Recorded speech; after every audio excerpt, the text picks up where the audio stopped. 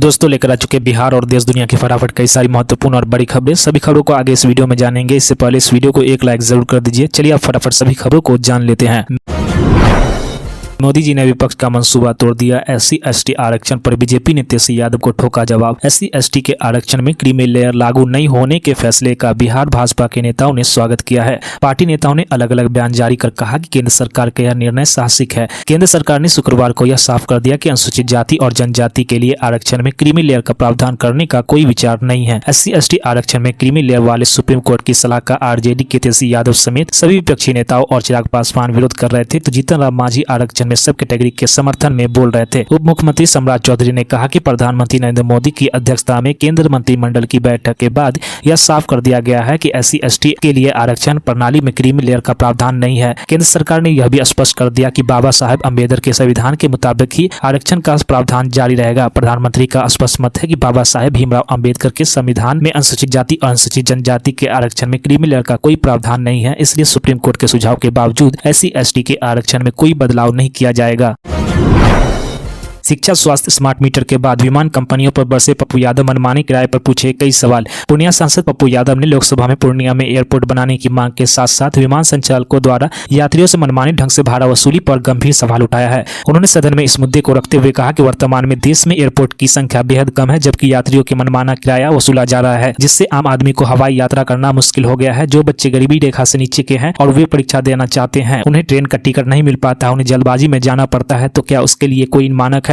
पप्पू यादव ने कहा कि वह बच्चा जो एक स्टेट से दूसरे स्टेट परीक्षा देने के लिए जाता है, क्या वह 30,000 रुपए का टिकट खरीद कर जाएगा? उन्होंने पूछा कि जब कोई रोगी कैंसर, ब्रेन ट्यूमर या फिर हार्ट अटैक, लीवर से संबंधित इलाज के लिए जाना चाहता है और अगर वह गरीबी रेखा से नीचे है, तो उसके लिए एयर एम्बुलेंस की सुविधा ले पाना बहुत मुश्किल है।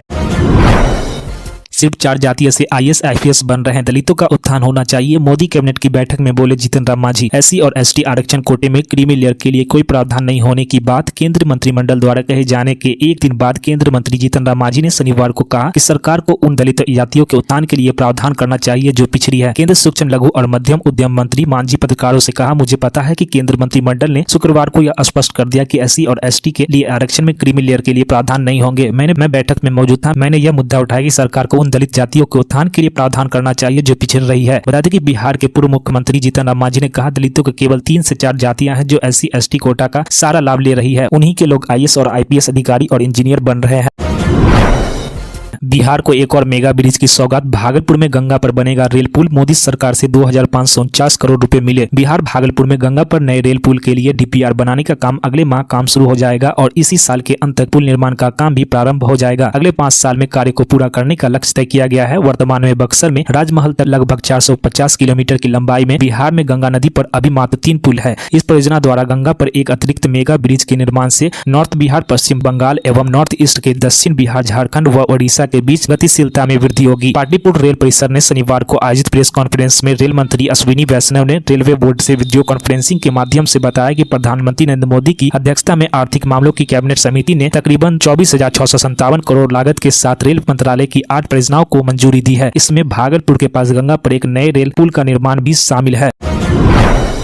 ख्याली पुलाव पका रहे हैं तेजस्वी यादव। ललन सिंह का तेजस्वी यादव पर जोरदार हमला। अभी हाल ही में बिहार के नेता प्रतिपक्ष तेजस्वी यादव ने कहा था कि यदि नीतीश कुमार इंडिया गठबंधन के साथ रहते तो बीजेपी हवा में उड़ जाती। अब जदयू के नेता और केंद्रीय मंत्री ने तेजस्वी यादव को जवाब दिया है। केंद्रीय मंत्री और जदयू नेता ललन सिंह ने तेजस्वी यादव पर जोरदार हमला बोला है। ललन सिंह ने कहा कि तेजस्वी यादव ख्याली पुलाव पका रहे हैं, ऐसा कुछ होने वाला नहीं है। NDA गठबंधन मजबूती के साथ केंद्र और बिहार में सरकार चला रही है। तेजस्वी यादव जो सपना देख रहे हैं वह सिर्फ एक सपना ही रहेगा। ललन सिंह ने आगे यह भी कहा कि तेजस्वी यादव की जन्म कुंडली में वह नहीं लिखा जो वह चाहते हैं। दरअसल हाल ही में नेता प्रतिपक्ष तेजस्वी यादव पार्टी के दफ्तर में अल्पसंख्यक प्रकोष्ठ की बैठक हुई थी। इस बैठक में तेजस्वी यादव ने मंच से संबोधित करते हुए कहा था कि यदि नीतीश कुमार इंडिया गठबंधन में साथ रहते तो भारतीय जनता पार्टी की हवा टाइट हो जाती। अस्पताल, घर और बाजार हर तरफ पानी ही पानी। पटना में हर तरफ बढ़ा पानी ही पानी। बता दें कि बिहार की राजधानी पटना पानी पानी हो गया। शनिवार की रात हुई बारिश के बाद रविवार को पटना के विभिन्न इलाकों में बाढ़ का नजारा दिखा। पटना का शायद ही कोई ऐसा इलाका बचा हो जहां बाढ़ का पानी नहीं थमा है। बता दें कि पटना की कई सड़कें जहां एक तरफ जलमग्न रही तो वहीं दूसरी तरफ कई घरों, अस्पतालों और सरकारी दफ्तरों में पानी घुस गया। बता दें कि पटना में गंगा नदी विकराल रूप दिखा रही है। कई जगहों पर गंगा नदी खतरे के लाल निशान से ऊपर बह रही है। गंगा के जलस्तर के बढ़ने से बिन टोला में गंगा नदी का पानी घुस गया। AN सिन्हा संस्थान के पास JP गंगा पथ के किनारे सर्विस रोड के आसपास बनी झोपड़ियों में भी पानी समा गया है। समाजवादी पार्टी के अध्यक्ष अखिलेश यादव ने गाजियाबाद में एक हिंदू संगठन द्वारा झुग्गियों में रहने वाले लोगों को बांग्लादेशी घुसपैठ बताकर उन पर हमला किए जाने की कड़ी निंदा की है। अखिलेश यादव ने इसे लेकर भारतीय जनता पार्टी पर तीखा प्रहार करते हुए अदालत से इस मामले में स्वतः संज्ञान लेने का आग्रह किया है। अखिलेश यादव ने देर रात एक्स पर एक पोस्ट कर कहा, कानून हाथ में लेने का अधिकार तो सरकार को भी नहीं है, फिर ऐसे संगी साथी गुर्गों को कैसे हो सकता है। इस हिंसक मामले में माननीय न्यायालय से स्वतः संज्ञान लेने का आग्रह किया है। बता दें कि आशंका की शिकायत होनी चाहिए, मनमानी हिंसा नहीं। कहीं ये भारतीय जनता पार्टी का कोई खेल तो नहीं तो जो जमीन खाली कराने का ये नायाब तरीका निकाल रहे हैं। दिल्ली एनसीआर में तेज बारिश, इन 5 दिनों तक रहना होगा सावधान, मौसम विभाग ने बताया और जारी किया अलर्ट। बता दें दिल्ली एनसीआर में कल से भारी बारिश का सिलसिला जारी है। इसके चलते कई इलाकों में जलभराव की स्थिति पैदा हो गई है। रविवार सुबह से ही दिल्ली एनसीआर के कई इलाकों में भारी बारिश हो रही है। इससे मौसम में ठंडक तो आ गई, लेकिन जलभराव के चलते बाहर काम में जाने वाले लोगों को काफी परेशानी हो रही है। बता दें दिल्ली से लेकर गुरुग्राम तक कई इलाकों में पानी भर गया है। मौसम विभाग ने पहले ही आज भारी बारिश की आशंका जाहिर की थी, इसके लिए येलो अलर्ट भी जारी किया गया था। आज दिल्ली एनसीआर के कई इलाकों में गरज चमक के साथ भारी वर्षा हो रही है। इससे जलभराव के चलते भीषण जाम भी लग रही है। मौसम विभाग ने आने वाले दिनों में भी भारी बारिश की आशंका जाहिर की है और ऑरेंज अलर्ट जारी किया है। कब तैयार होगा मुजफ्फरपुर कैंसर अस्पताल, नीतीश के मंत्री ने बताया, पीएम मोदी करेंगे उद्घाटन। बिहार के बड़े मेडिकल कॉलेज अस्पताल एसकेएमसीएच में कैंसर अस्पताल का निर्माण हो रहा है। स्वास्थ्य मंत्री मंगल पांडे ने कहा कि होम भाभा कैंसर अस्पताल का निर्माण अगले मार्च तक पूरा हो जाएगा। प्रधानमंत्री नरेंद्र मोदी इसका उद्घाटन करेंगे। मंत्री ने बताया कि कैंसर अस्पताल मुख्य भवन का निर्माण कार्य 70% में हो चुका है। बता दें अस्पताल अभी अस्थायी तौर पर एसकेएमसीएच में संचालित हो रहा है। मुख्य भवन बनने के बाद उसे शिफ्ट कर दिया जाएगा। मंत्री मंगल पांडे एसकेएमसीएच में एक कार्यक्रम में भाग लेने आए थे। स्वास्थ्य एवं परिसर कल्याण मंत्री मंगल पांडे ने एसकेएमसीएच में बने सुपर स्पेशलिटी अस्पताल में अस्थायी डे केयर, 14 बेड के कीमोथेरेपी वार्ड और फिर ओटी का उद्घाटन किया।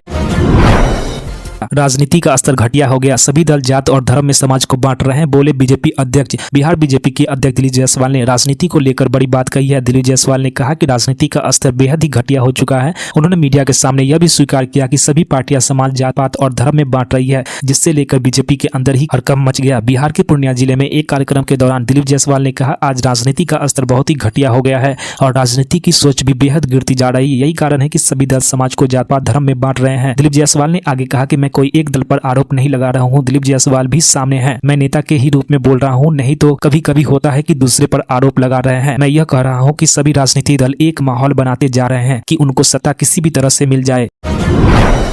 बिहार के 14 जिलों में 693 पुल पुलिया लवारिस, नीतीश के अफसरों ने सीरियल ब्रिज कोलैप्स से नहीं ली सीख। बता दें कि बिहार में बरसात से लगातार गिर रहे पुल पुलियों की राजस्वी जांच के अनोखा मामला सामने आया है। जल संसाधन विभाग की पड़ताल में यह सामने आई है कि विभिन्न नहरों व नाले में बने 693 पुल पुलिया लवारिस है। यानी इसको किस विभाग ने बनाया है, किसके स्वामित्व में है और इसकी देखभाल कौन कर रहा है, इसका कोई पता विभाग या फिर सरकार के पास नहीं मिल रहा है। अब इन पुल पुलियों के संबंध में ग्रामीण विकास ने जानकारी मांगी है। बता दें कि ये एक माह में बिहार में 1.5 दर्जन से ज्यादा पुल ध्वस्त हो गए हैं। इससे लेकर नेता प्रतिपक्ष तेजस्वी यादव, राजद सुप्रीमो लालू प्रसाद यादव समेत कई विपक्षी नेताओं ने बिहार की डबल इंजन सरकार के खिलाफ जमकर राजनीति भी की है। तो दोस्तों इसके साथ ही खबर समाप्त होती है और भी ऐसी खबरों के लिए इस वीडियो को एक लाइक जरूर कर दीजिए। तो मिलते हैं नेक्स्ट खबरों में, तब तक के लिए जय हिंद, जय बिहार।